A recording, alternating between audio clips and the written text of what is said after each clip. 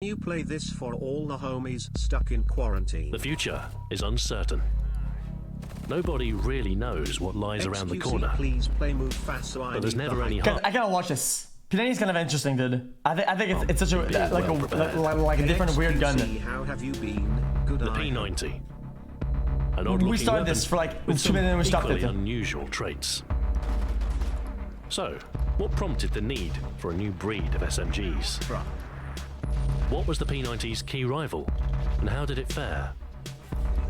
And how do you cram 50 rounds into such a small package? It's P90's paw. It's in literally every game, dude. It's like so iconic.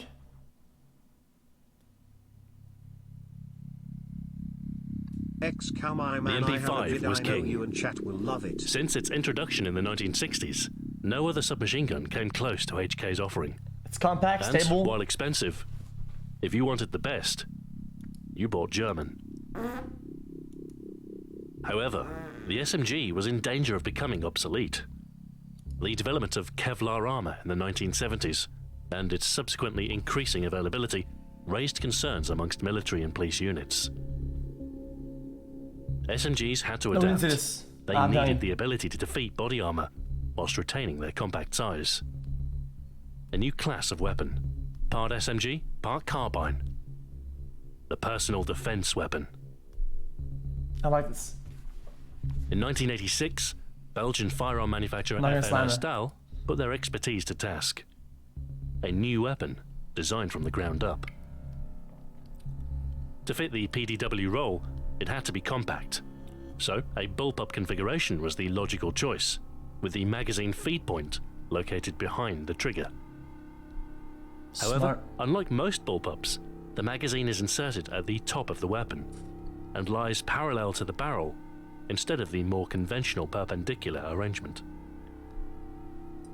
This required a crafty bit of engineering to rotate the cartridges ready for feeding. 50 bullets in it, didn't it? A spiral ramp integrated into the magazine, with the rounds pushed into the correct orientation as they're fed by the spring. The magazine's translucent polymer construction also means you can see how many rounds remain at all times. 50, dude. In fact, the entire weapon makes extensive use of polymers, reducing both cost and weight. This is Pog. Although the ergonomics are unusual, they are carefully considered. It has an integrated reflex sight, and all controls are ambidextrous, with the weapon even ejecting spent cases downwards. That's good for akimbo, right? However, despite all its high-tech features, the most interesting aspect is the cartridge it fires. The FN 5.7 by 28mm round, designed specifically for the weapon. Unlike typical pistol cartridges with squat form and rounded tip, this new caliber resembles a miniature rifle round, with spitzer point and a higher relative charge. So it pierces armor. This means that while the projectile is small, a quarter of the mass of a typical 9mm round, it travels over twice as fast. More energy over a smaller area means greater penetrative force, and as a result, the 5.7mm is able to pierce body armor that would otherwise stop a typical SMG. Smart. By 1990, the project was complete. Hence the name given to the weapon, the FN Project 90, the P90. It was compact, less than a shoulder's width, lightweight thanks to its modern materials, with high-capacity magazines and that all-important armor-piercing capability. FN had one seriously impressive weapon on offer. All they had to do now was get people to use it. If they could gain NATO's approval, the subsequent contracts would be extraordinarily lucrative. So there was Guys, what is NATO? Is it the UN? A shortage of incentive to meet their needs. The original SS-90 ammunition was designed with a plastic core, but in 1993, a revision was needed in response to NATO CRISAT specification. Any PDW for consideration needed to be able to penetrate 1.6mm of titanium plate, along with 20 layers of Kevlar, at a distance of at least... time it takes to fall asleep after being on a screen, I'd estimate you weren't in a deep REM cycle until 8. True. You got about 2 solid hours of sleep only. Yeah. Please sleep more, Goblino. I'm fine, I'm fine. 150 meters. I muted it. In order to achieve this, FN added a composite core to the bullet, steel-tipped with aluminium rear. And these revised SS-190 rounds could tackle the required level of armor even beyond 200 meters. Shit, there's so much technology in this, dude. NATO's requirements also prompted the development of a complementary pistol firing the same caliber, the FN-57. Altogether, FN had the perfect package for modern close-quarter operations.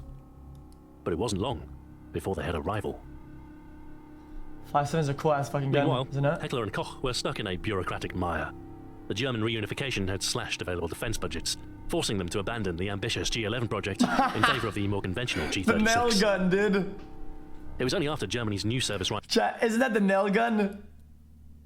The piece of shit? This is so bad, isn't it? G11 project in favor of the more conventional G36. It was only after Germany's new service rifle was realized that H&K could finally invest in something new. A rival to the P90, come to defend the throne. M7. The MP7. Oh, dude, that's fucking pog. Now, there were two key contenders, and by 2002, NATO were ready to proceed with tests. Both weapons share similar traits, compact, and firing a small, high-velocity cartridge designed to defeat armor.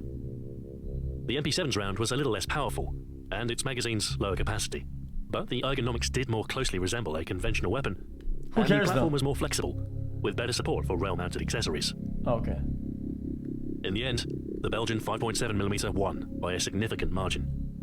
It was more mature, already had suitable PDW and pistol designs, and it performed better against armor.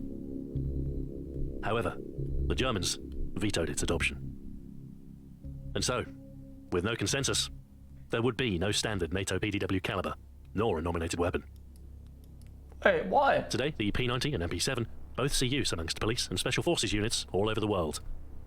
A shared victory, but proof, at least, that SMGs still remain relevant.